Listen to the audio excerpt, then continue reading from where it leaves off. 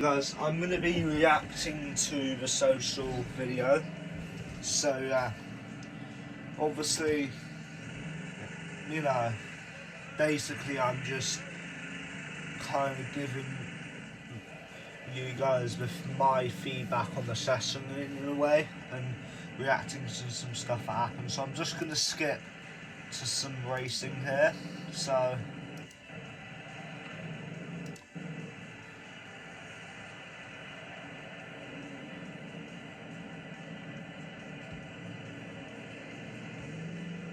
So as you can see, the light's green now, so I'm going to skip back a few seconds.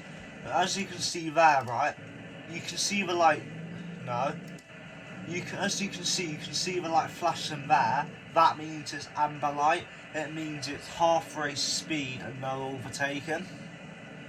But now it's green here, look, we can go as fast as we want, so we're allowed to overtake as well. So that guy got a slow reaction, so I just got an easy pass on him. Now, that is where I've found out the track was slippery. Because normally, that corner, right, because normally,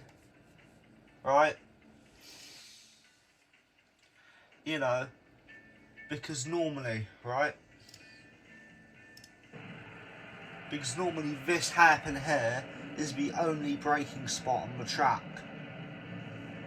at full speed conditions, so it's a relatively straight speed track really. You might need to brake a bit through here depending on the conditions. Obviously on these conditions you do, and then also you might need to brake a bit here depending on the car. Some cars I can, because of my weight disadvantage, I can just about take it flat out with a little bit of sliding sometimes, but when you're a light driver you're gonna have to lift off more than certainly. So yeah, as you can see it's still slippery there as well, so I've just found that out. But after maybe 5-6 minutes it should be up to speed and it should be a lot grippier. So right now it's the start of a session, so there's going to be people really close together and stuff.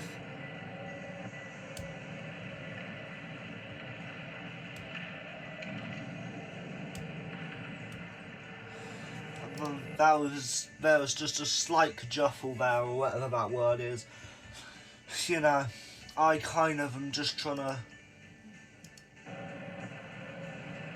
I'm just trying to go through that corner, right? What happens is both of them make contact, right?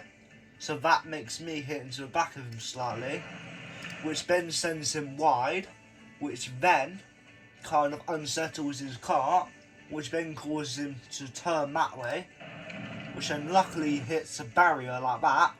Then after that, I think I've just recovered from it. Suddenly there's a guy on my outside. So it's almost it could have been potentially a four-way car collision if it was bad. So then I have to apologise to two people by going like that. So, you know, when you're in the car, you can't just shout sorry because they might not be able to hear you. You've got to use hand gestures. And the marshal there, he holds up a no contact board and I put a thumb up saying got it. As you can see there, it's a bit blurry, but you should be able to see no contact. As you can see, let me zoom back a few seconds here. That was more than a few seconds, to be fair. So I'll try and pause it as I... There, yeah, no contact sign. I put my thumb up to say got it, and then yeah. I'm just driving normally here, I'm just trying to set this fast pace. It's still relatively slippery. As you can see there, I try and take it at speed, but I almost go into a wall there. I just managed to brake in time. I brake on that corner as well, because I'm not sure if it's safe to take flat out or not. I'm just going flat out here relatively. I brake for this corner. I brake for that corner, I go round here at good speed, I slow down again for this corner, Normally I'll be able to sat between, you know, in the 21s, but that session I'm pretty sure my best lap was 23 because of the conditions. So that just proves to show how much slower the laps are. And in order to try like that, lapping 2 seconds slower than someone is a significant difference, you know. If you're able to lap within a tenth of each other, it's going to be close racing because, you know, you might be quicker through this section here. You might just get a slightly better line, which means you're able to carry a bit more speed through a thing, which makes you gain that tenth. But then, you know, you lose a tenth throughout other sections of the track, you know.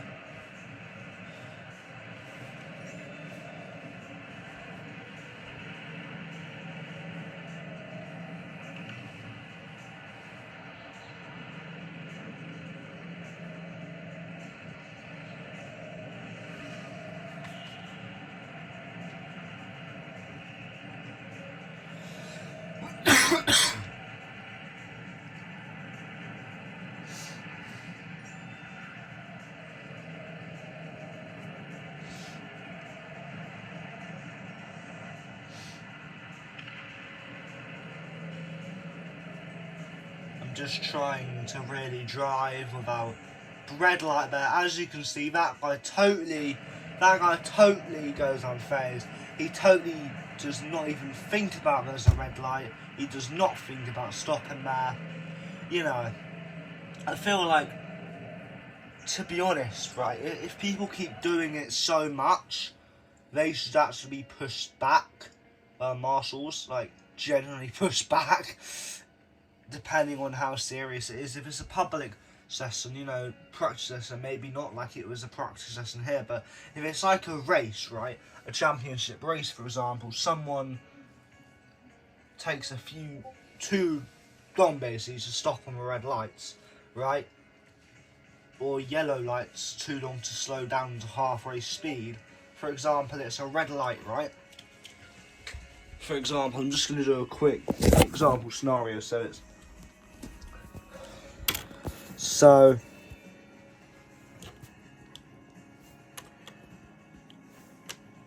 green,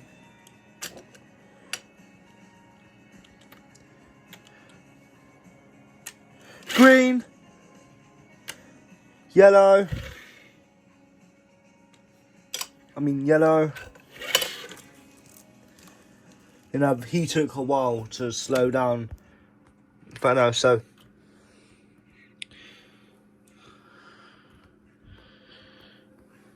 green, green, yellow. That still was to be fast. Yellow should be like that.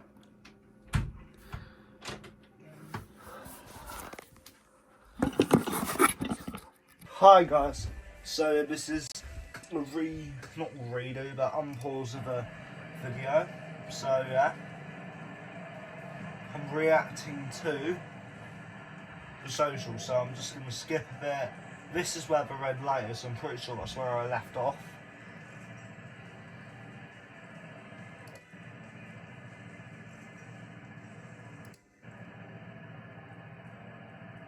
Or was it the 6-minute one? I'm pretty sure it was. I'm going to play this bit again anyway, just in case. So, yeah.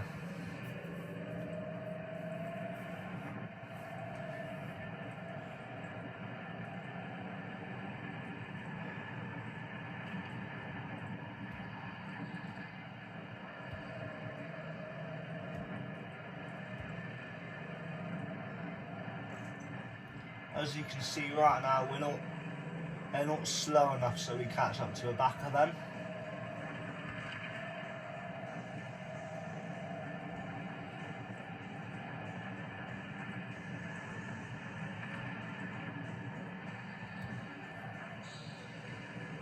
But now they're slow enough.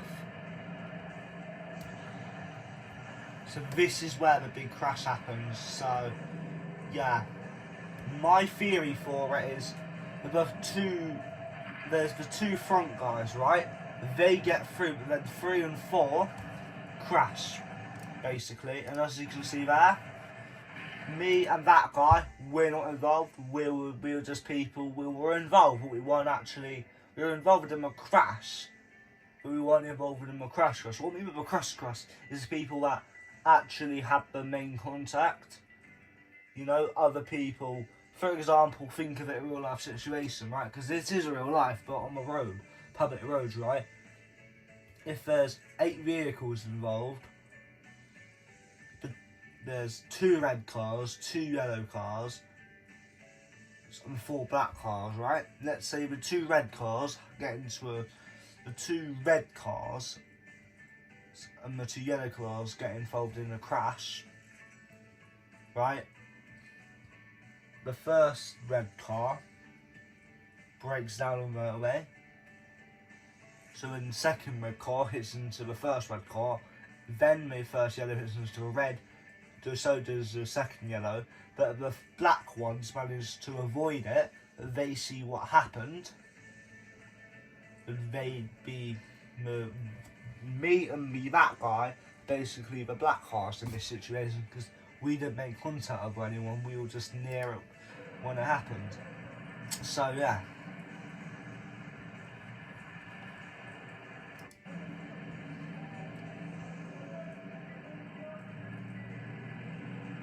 The marshals are telling us to move up because they needed space to get the guys out of the barrier. So yeah, he goes a bit far, but I go further enough. I guess he could have been a little bit further back as well, to be fair with you, but you know, it's green light. I get a crazy reaction to it. It's just me and the green lights have got such a good reaction to the green lights, you know. I've got a most OP reaction time. Not most OP reaction time, but a reaction time quicker than most people, because you're just looking at a green light, basically, to be honest.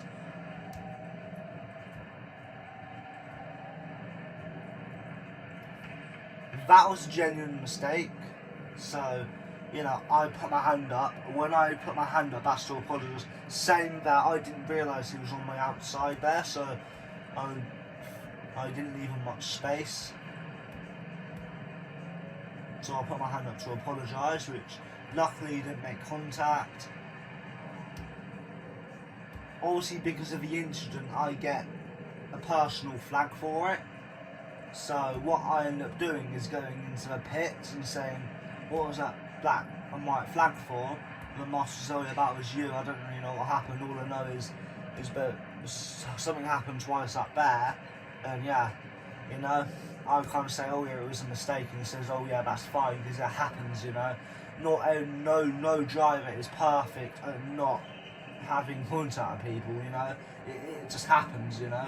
It's like if someone's constantly ramming someone into the wall, it's like, it's clear to the marshals, it's clear to everyone else that the guy knows that if the guy's there, but he proceeds to turn into them and ram them, that's when they're going to get kicked off a session for dangerous driving. There are situations similar to that.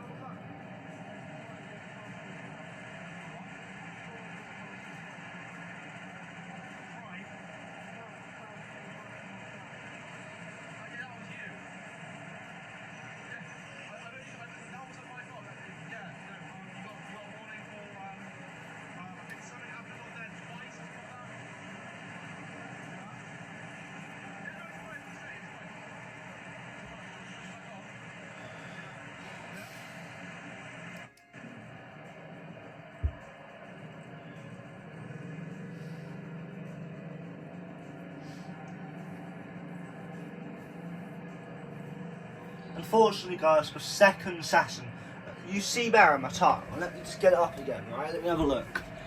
Yeah, so zoom in, right? Oh.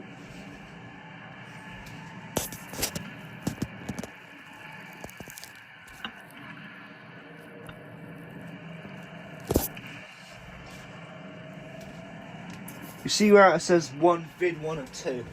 That is because, right, what happened is, at the start of a session, right, when I've got into my car and I know I'm comfortable with the car system and stuff, I'll press the record button, right, on the GoPro, right? So here, let me turn my GoPro on, show you, right? Let me pause the video. Right, get the program on. So let me just turn it on here and try and get it set up and stuff.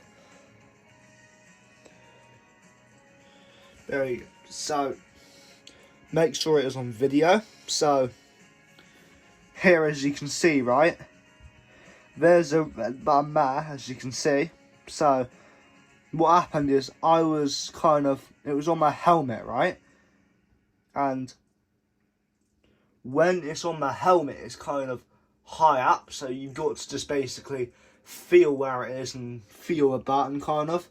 So you can kind of like try to find this bit here, and then just go over a bit over here and then press it. What happened is I pressed it, but it didn't activate it. So what happened is, so basically, let me end that now. So basically, essentially picture it. Start of a recording. End of a session. The recording's just started. You see, that's why a second session physically cannot come out. You know, I would be happy to ask someone and say, look, what happened with a second session is I pressed the recording on my GoPro, it did not start, so when I pressed end at the end, it actually started it. Can I use your footage for a second session, as well as you use your footage? You know, I'm sure they wouldn't mind. Or they might say, you know, or let me say, instead of me having the full footage, just send me a few clips, please. So I can get a few clips at least of the second session from me driving. You know, that as long as they know that I was like, they could actually capture me, I'm sure they would do that, you know. But they're not just going to give me the footage, you know. It's kind of like, if you're mates with a guy, they might be more willing to. If I'm just going up to a random stranger that has a GoPro for the session and ask that, it might seem a bit strange. Maybe, I'm not quite sure. As you can see, it is a 10-minute session, I'm pretty sure. Right, but obviously there's a pit footage, so it means there's some time, and obviously including the yellow and the red flags as well, it also adds time. Because I think what happens is a session time pauses whenever there's a yellow light or red flag, just to basically make it fair. Maybe it does, maybe it doesn't, I don't know. But you know.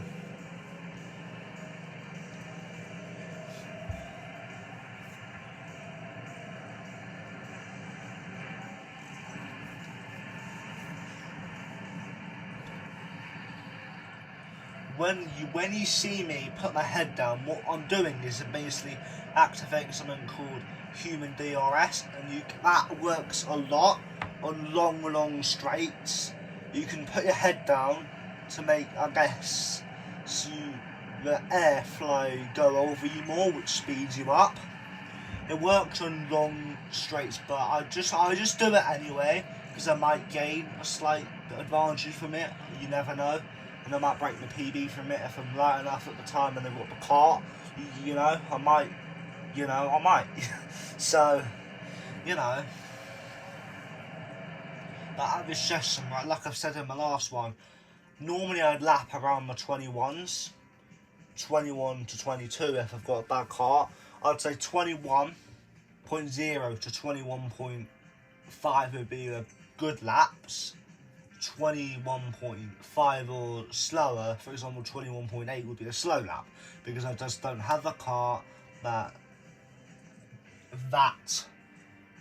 session, or I've gained a bit of weight that time, you know, or is it there both? I might have a slow car and then might also have gained a few pounds or a few kilograms, you know. Weight affects motorsport a lot nowadays, you know. For example, I've heard Lewis Hamilton, second driver, say, if you're 3 kilos overweight or 5 kilos overweight or something, that is equivalent to 3 temps every lap. every circuit. So if you're 3 kilogram light heavier than someone on when you're arrival on the circuit, you're going to be potentially 3/10 a lap slower than them. So a lap, you know, if you're 9 kilos heavier than them, that's 9/10 you're bound to be slower than them. If you are about 10 kilograms overweight, that means it's going to be about a second you're slower than them, right? That is just crazy to think about.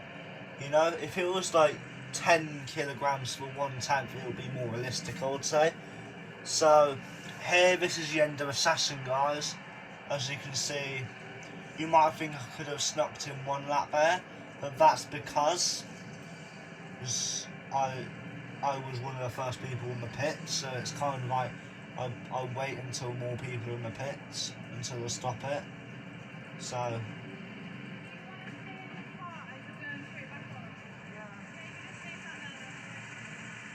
if you had a marshal say, she said, do you want to stay in the car since you're on the next session? The other marshal obviously didn't know it at the time, so he wanted me to get up, which obviously I said back to them, and you know, it's just something, you know, when you're trying to get everyone up and it's like you're not going to receive a message straight away. But yeah, anyway, peace out. In fact, yeah, I'm going to search it up as well.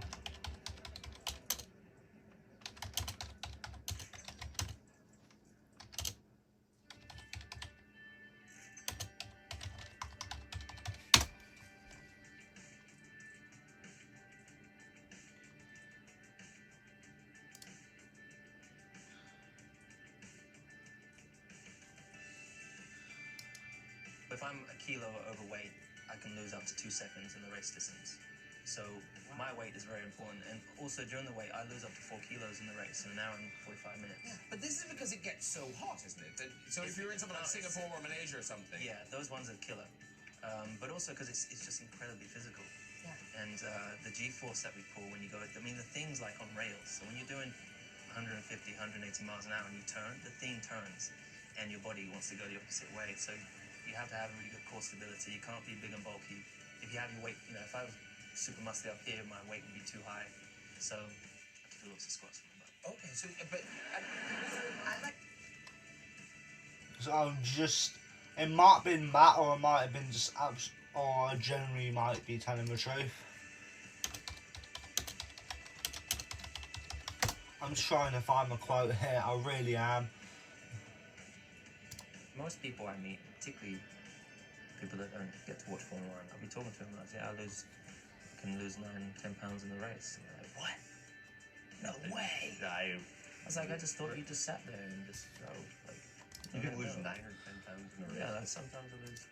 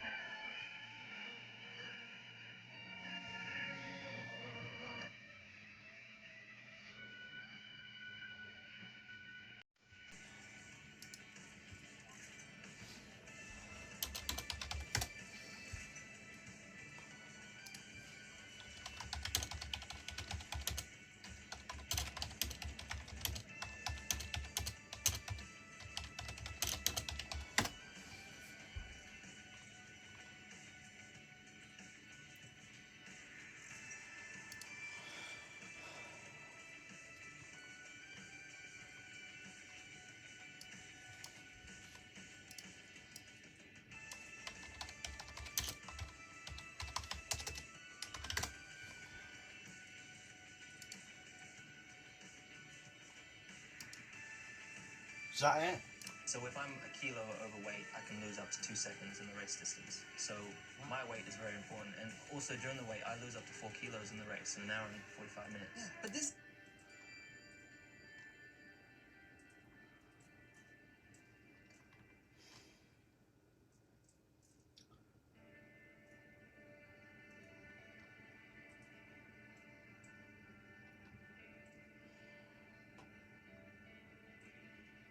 So that is just basically like, you need to be light, especially for F1, as said in my quote there. So anyway, peace out and bye.